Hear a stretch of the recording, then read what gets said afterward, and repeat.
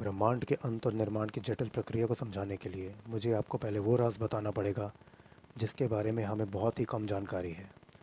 और ब्रह्मांड का वो सबसे बड़ा राज है आत्मा। जैसा कि आप में से बहुत से लोग ये बात जानते होंगे कि असल में मैं, आप, यहाँ मौजूद सभी लोग और इस पूरे ब्रह्मांड में मौजूद कोई भी जीव, चाहे वो इंसान हो, पशु पक्षी, पेड़ पौधे, सूक्ष्म जीव, दूसरे ग्रह के निवासी जिन्हें हम एलियन, देवी देवता या फिर भगवान कहते हैं, दरअसल वो सब एक आत्मा ही है जो अपने कर्मों के अनुसार अलग अलग शरीर धारण करते हैं और अलग अलग ग्रहों या आयामों में जीवन व्यतीत करते हैं। शरीर आत्मा के लिए जीवन जीने का ज़रिया है। ब्रह्मांड के अलग अलग हिस्सों में और उन्हीं हिस्सों के अलग अलग आयामों में वहाँ के वातावरण के अनुसार ही शरीर की रचना होती है जिन्हें आत्माएं ग्रहण करती हैं। उन्हीं शरीरों के ज़रिए ही आत्मा जीवन जी सकती है और उस आयाम या ग्रह में रह सकती है। जिस तरह हमारी पृथ्वी में ज़मीन पर रहने वाले प्राणी का शरीर इस तरह बना है कि वह ज़मीन पर आसानी से जीवन जी सकता है लेकिन पानी में नहीं रह सकता, और पानी में रहने वाला प्राणी पानी में तो जीवित रह सकता है लेकिन ज़मीन पर वह जीवित नहीं रह सकता। और कुछ शरीर ऐसे भी हैं जो पानी और ज़मीन दोनों में ही जीवित रह सकते हैं। हर शरीर की खासियत और कमियां होती हैं। जैसे इंसान का शरीर तकरीबन 80 से 100 वर्ष तक जीवित रह सकता है, वहीं दूसरी तरफ जानवरों का 15 से 20 वर्ष तक। और कुछ ग्रहों में जीवों का शरीर कई हज़ार वर्ष तक जीवित रह सकता है। इसी तरह कुछ शरीर अधिक ताकतवर होते हैं और कुछ कम ताकतवर। कुछ शरीर बहुत बुद्धिमान होते हैं और कुछ शरीर कम बुद्धिमान। लेकिन ये ताकत, बुद्धि, सब कुछ तुलनात्मक है। हम इंसान पृथ्वी पे सबसे बुद्धिमान जीव हैं, लेकिन अगर दूसरे ग्रहों की प्राणी जिन्हें हम देवता कहते हैं उनकी तुलना में हम लोग ताकत और बुद्धि में बहुत कम हैं। और उन्हीं दूसरे ग्रहों के लोगों की तुलना अगर भगवान के शरीर से करें तो उनकी बुद्धि और ताकत कम मापी जाएगी। हर शरीर का इस ब्रह्मांड में महत्व है, और जैसे जैसे जीव के कर्मों में सुधार होता है वैसे वैसे वह और उच्च योनि का शरीर पाने का हकदार बनता है। भले ही अलग अलग शरीर आपस में अधिक या कम ताकतवर या बुद्धिमान हो सकते हैं, लेकिन आत्मा की ताकत एक समान है। चाहे वो आत्मा इंसान की हो या सूक्ष्म जीव की, चाहे वो आत्मा देवी देवता की हो या ही भगवान की। जो चीज़ एक आत्मा को दूसरी आत्मा से अधिक ताकतवर या बुद्धिमान बनाती है वो है उस आत्मा के कर्म। लेकिन यहाँ ये बात जाननी अति आवश्यक है कि आत्मा को जीवन जीने के लिए शरीर की ज़रूरत है, लेकिन ऐसा नहीं कि शरीर के बिना आत्मा की मृत्यु हो जाएगी। मृत्यु सिर्फ शरीर की होती है, आत्मा की नहीं। आत्मा अजर अमर है। आत्मा की न उम्र बढ़ती है और ना ही उसकी मृत्यु होती है। ब्रह्मांड का बड़े से बड़ा हथियार भी आत्मा को नहीं मार सकता, और इसी सिद्धांत को आधार बना के ब्रह्मांड की रचना की जाती है। भले ही ब्रह्मांड के अंत में सभी ग्रह, तारे और सभी जीवों के शरीर खत्म हो जाएंगे, लेकिन आत्माओं का अंत नहीं हो सकता। नए ब्रह्मांड की रचना में पहला कदम होता है ब्रह्मांड की सभी आत्माओं को एक साथ सुरक्षित रखना, ताकि जब नए ब्रह्मांड का निर्माण हो तब सारी आत्माएं ब्रह्मांड के नियमों अनुसार ही जीवन जी सकें।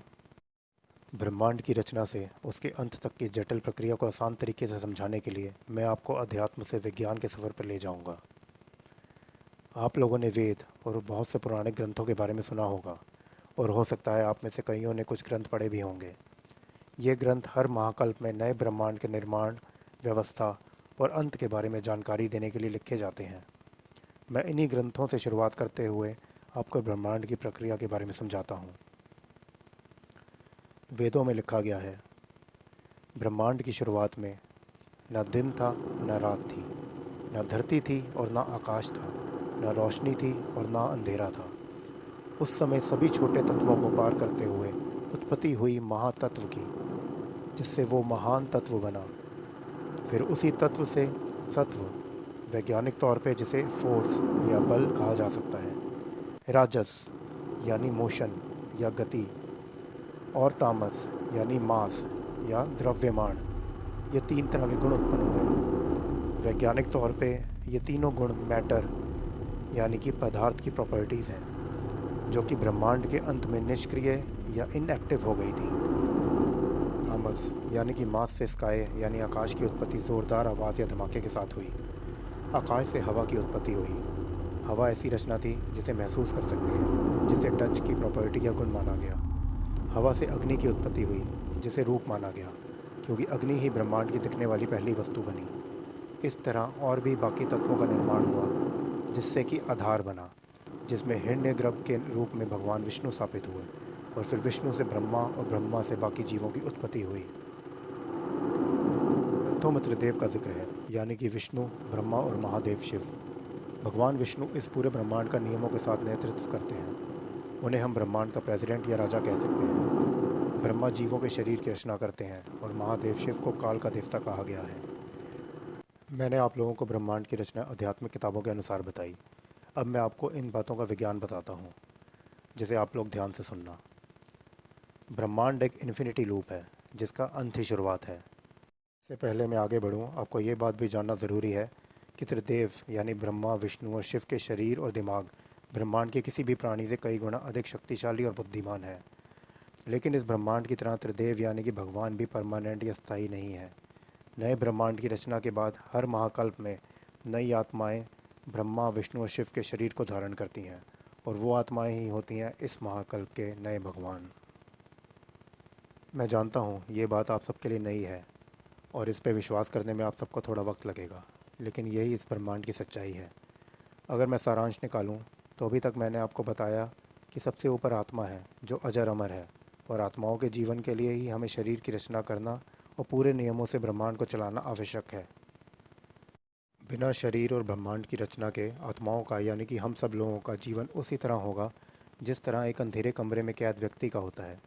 आप कल्पना कीजिए कि आपको एक ऐसे कमरे में कैद कर दिया गया जहाँ इतना अंधेरा है कि आप लोगों को कुछ दिखाई नहीं दे सकता। वहाँ इतनी शांति है कि आपको कुछ सुनाई नहीं दे सकता। वो कमरा इतना बड़ा है कि आप ना कुछ छू सकते हैं और ना कुछ महसूस कर सकते हैं। बस चल सकते हैं अनंत रास्ते में उस कमरे के अंत की तलाश में जो कभी हासिल नहीं हो पाएगा। इसीलिए ब्रह्मांड के अंत में आत्माओं को सुरक्षित ले जाना और फिर से ब्रह्मांड की शुरुआत में शरीरों और नियमों की रचना करके जीवन की रचना करना ना जाने कितने अरबों खरबों सालों से चलता आ रहा है और चलता रहेगा। मैं ब्रह्मांड की शुरुआत की बात उसके अंत से ही करूँगा। आप में से बहुत से लोग ये बात जानते होंगे कि ब्रह्मांड की हर वस्तु, चाहे जीवित हो या गैर जीवित, चाहे जीव जंतु हों या ग्रह या तारे हों या गैलेक्सीज, सब कुछ मैटर यानी कि कण से बना है। इन्हीं छोटे कणों को मिलाकर हमारा शरीर भी बना है। ये ब्रह्मांड में दिखने वाले ग्रह, तारे, उल्कापिंड, अगर मैं कहूँ कि सब कुछ मैटर ही है तो ये बात गलत नहीं होगी। अगर हम मैटर को देखें तो मैटर बनता है एलिमेंट्स और उसके कंपाउंड और मिक्सचर से। कंपाउंड बनता है एक या उससे अधिक एलिमेंट से और मिक्सचर बनते हैं एक या उससे अधिक एलिमेंट्स या कंपाउंड से, यानी कि सबसे छोटा एलिमेंट हुआ। अब हम एलिमेंट की रचना देखें तो एलिमेंट बनते हैं एक या उससे अधिक एटम से। और अगर एटम की रचना देखें तो एटम बनता है तीन तरह के पार्टिकल से, जिन्हें कहते हैं प्रोटॉन्स जो कि पॉजिटिव चार्ज है, इलेक्ट्रॉन्स जो कि नेगेटिव चार्ज है और न्यूट्रॉन्स जिसका कोई चार्ज नहीं है। प्रोटॉन्स और न्यूट्रॉन्स एटम का भीतरी भाग होता है जिसे न्यूक्लियस कहते हैं, जिसके इर्द गिर्द इलेक्ट्रॉन्स घूमते रहते हैं। प्रोटॉन की रचना देखें तो प्रोटॉन बनते हैं क्वार्क से जो आपस में ग्लूकॉन के चार्ज द्वारा जुड़े होते हैं, और इलेक्ट्रॉन्स बनते हैं लेप्टॉन से। प्रोटॉन का पॉजिटिव चार्ज नेगेटिव चार्ज वाले इलेक्ट्रॉन्स को अट्रैक्ट करता है, जिससे इलेक्ट्रॉन न्यूक्लियस के इर्द गिर्द घूमता रहता है। अगर वैज्ञानिक तरीके से देखा जाए तो ये पार्टिकल्स ही हैं जो पूरे ब्रह्मांड की रचना का आधार बनते हैं। इन्हीं की शुरुआत से एलिमेंट और फिर कंपाउंड, मिक्सचर और फिर मैटर बनता है और उसके बाद मैटर से ही ब्रह्मांड की हर वस्तु बनती है। हमारे विज्ञान ने क्वार्क्स को सबसे छोटी वस्तु माना है जिससे प्रोटॉन्स बनते हैं, लेकिन कुछ है जो क्वार्क से भी छोटा है जो कि क्वार्क्स की रचना करता है, और वो है स्ट्रिंग्स यानी कि रश्मियाँ। स्ट्रिंग्स को समझने के लिए हमें केमिस्ट्री और फिज़िक्स छोड़ के बायोलॉजी की तरफ बढ़ना पड़ेगा। जैसा कि यहाँ मौजूद अधिकतर लोगों ने डीएनए के बारे में सुना होगा। डीएनए हर जीवित प्राणी के हर एक सेल में मौजूद होता है। डीएनए एक तरह से जेनेटिक कोड्स होते हैं जो कि शरीर की रचना से लेके उसे बनाए रखने की सारी इन्फॉर्मेशन स्टोर रखते हैं। डीएनए की जेनेटिक कोडिंग को सेल से प्रोटीन तक पहुंचाने के लिए बनाए गए कोड को आरएनए कहते हैं। ये कोड्स एक तरह के एसिड द्वारा बने होते हैं। अब वापस चलते हैं प्रोटॉन्स की रचना की तरफ, जिसकी रचना क्वार्क द्वारा होती है। क्वार्क की रचना होती है स्ट्रिंग्स या रश्मियों द्वारा, जो कि कुछ और नहीं बल्कि एक तरह का आरएनए कोड है।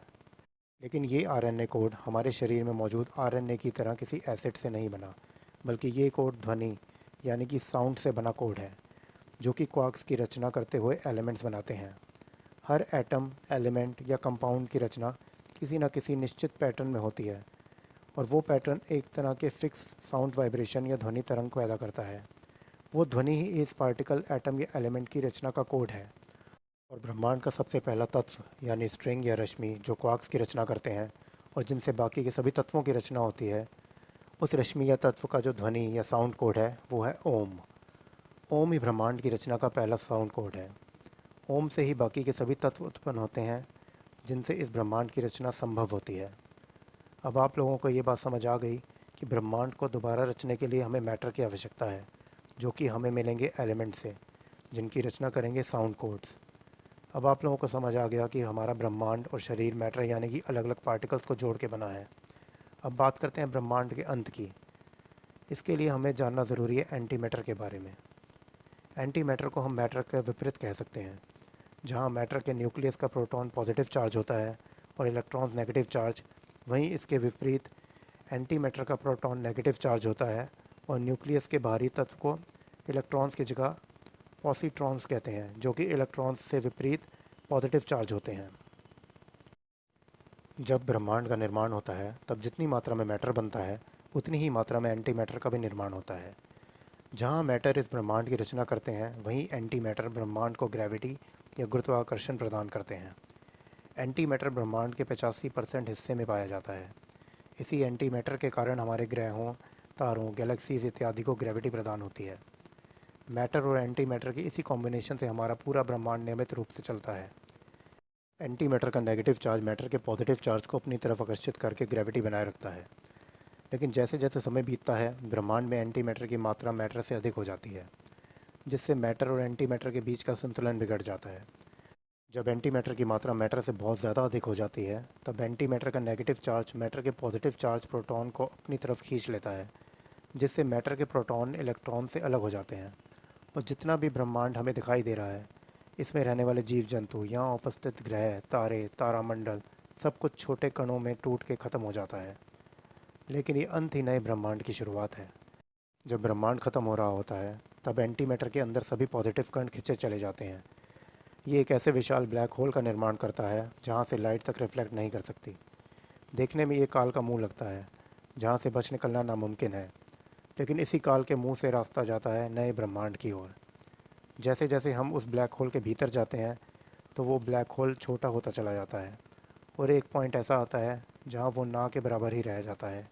लेकिन वो ना के बराबर दिखने वाला पॉइंट उस ब्लैक होल का अंत नहीं है, बल्कि वो रास्ता है नए ब्रह्मांड का।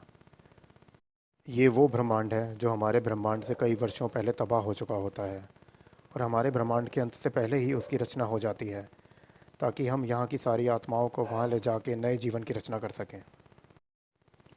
जब हमारे ब्रह्मांड का अंत होता है तो प्रोटॉन्स तो एंटी मैटर में मिल जाते हैं, लेकिन इस तबाही के बाद अंत में इनएक्टिव स्टेज में इलेक्ट्रॉन्स बचते हैं। इस अवस्था में ब्रह्मांड में ना दिन होता है और ना रात, ना धरती होती है और ना आकाश, ना रोशनी होती है और ना अंधेरा। इसी प्रकार जिस नए ब्रह्मांड में हम नई दुनिया बसाने जाते हैं, वहाँ भी अंत होने के बाद यही स्थिति होती है।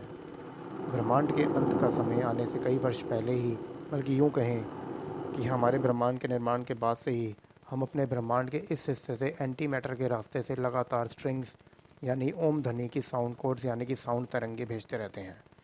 जिस तरह बच्चा पैदा करने के लिए कई लाखों स्पर्म्स चाहते हैं और उनमें से कोई एक ही अंडे से मिलकर जीवन की प्रक्रिया को शुरू करता है, उसी प्रकार बार बार भेजे गए लाखों साउंड कोड में से कुछ साउंड कोड उस सुप्त ब्रह्मांड में पहुंचते हैं और इनएक्टिव इलेक्ट्रॉन्स के साथ मिलकर तत्वों की रचना शुरू करते हैं और फिर बड़े धमाके के साथ ब्रह्मांड की रचना शुरू होती है, जिसे हम लोग बिग बैंग थ्योरी कहते हैं। इस प्रक्रिया में कई लाखों वर्ष लगते हैं और जब तक हमारे ब्रह्मांड का अंत होता है, तब तक उस दूसरे नवीन ब्रह्मांड का निर्माण हो जाता है। ये बातें सुनने के बाद शायद आपके मस्तिष्क में ये सवाल आ रहा होगा कि यहाँ एक से अधिक ब्रह्मांड हैं। तो इसका जवाब है हाँ, आपने बिल्कुल सही कहा। यहाँ पे लाखों करोड़ों ब्रह्मांड हैं, जहाँ पे हमारे जैसे कई प्राणी वास करते हैं और हर ब्रह्मांड के अपने भगवान या परमात्मा हैं। हर पल कहीं ना कहीं किसी न किसी ब्रह्मांड का अंत होता है और ना जाने कितने ही नए ब्रह्मांड का निर्माण चल रहा होता है। मैंने जिस ब्लैक होल के पॉइंट की बात की, वो एक पॉइंट नहीं है, बल्कि उसके जैसे सैकड़ों पॉइंट उस काल के मुंह में मौजूद हैं, जहाँ का रास्ता किसी न किसी दूसरे ब्रह्मांड में खुलता है। और हर ब्रह्मांड में ऐसे कई डार्क मैटर और एंटी मैटर हैं जिनके अपने ब्लैक होल हैं, जिनमें फिर कितने ही ऐसे पॉइंट मौजूद हैं। यहाँ कितने ब्रह्मांड मौजूद हैं उसकी कल्पना तक हम नहीं कर सकते।